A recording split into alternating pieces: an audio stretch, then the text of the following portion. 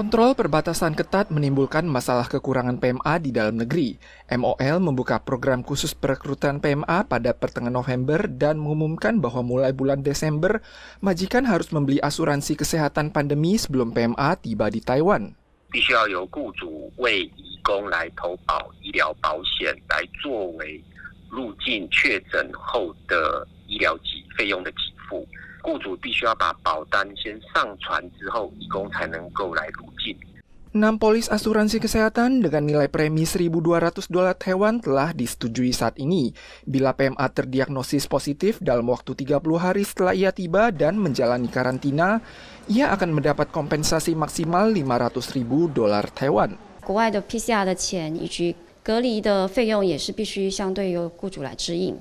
那相对来说，这次专案入境的雇主负担非常大。 大概4万不等。 Akibat krisis tenaga PMA di Taiwan, majikan tetap bersedia menanggung sejumlah biaya tinggi. Sementara itu, pihak luar merasa pasangan asing dan siswa asing yang datang ke Taiwan biaya pengobatannya ditanggung pemerintah. Mengapa para PMA tidak? MOL mengklarifikasi bahwa perekrutan PMA dimaksudkan untuk mengatasi permintaan sektor industri dan jasa perawat.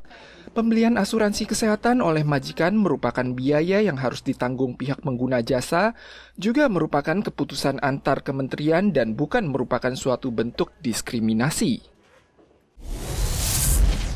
Proyek konstruksi sarana pembangkit listrik Tathan dicurigai sebagai sebuah bentuk kecurangan karena telah mengabaikan SOP MOL dan telah mendapat persetujuan dari CECC pada awal Oktober.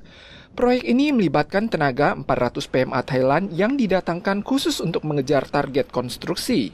用走后门的方式引入了不能够引进的泰国的这样的一个区域的这个专案移工。这批移工进来之后，你何时启动我们劳动部要求的关怀访视、雇主讲习？你有做吗？经济部你为什么有这个特权？而指挥中心你为什么又放行？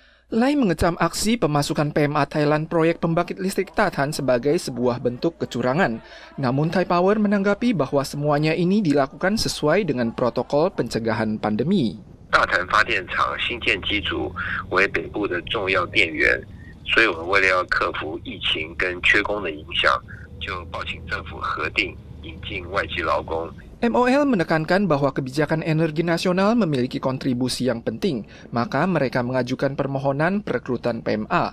MOL juga mengutus staf mereka untuk menjemput saat PMA tiba, namun Lai yakin bahwa ini merupakan sebuah fakta pelanggaran SOP dan meminta kantor kejaksaan untuk berinisiatif memulai investigasi. Taiwan melaporkan 5 kasus asal luar negeri dan 0 kasus lokal pada 30 November.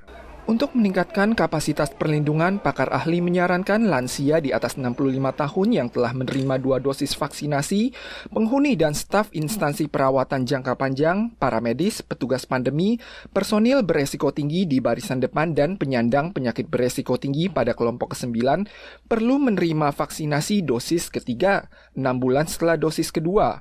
Paling cepat akan diterapkan setelah awal tahun depan. CCC mengumumkan per 1 Desember dini hari, 4 negara termasuk Malawi, Mozambik, Mesir, dan Nigeria dimasukkan dalam daftar negara beresiko tinggi utama. Bagi yang sempat berkunjung ke sejumlah negara tersebut termasuk transit, 14 hari menjelang tiba di Taiwan akan dikarantina atas biaya negara di stasiun karantina terpadu selama 14 hari dan mematuhi program khusus tes screening.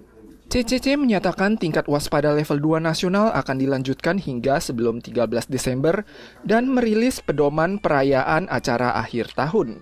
Selain menyediakan produk sterilisasi, pihak penyelenggara juga perlu meningkatkan frekuensi desinfeksi, mengalokasikan area penjualan, tidak menjual makanan dan minuman di dalam area kegiatan, tidak menjual tiket berdiri di dalam ruangan, memakai masker selama kegiatan, tidak makan minum kecuali saat dahaga, mendirikan zona mamin khusus dan dilarang mamin sambil berjalan dan dilarang menyediakan sampel untuk dicicipi.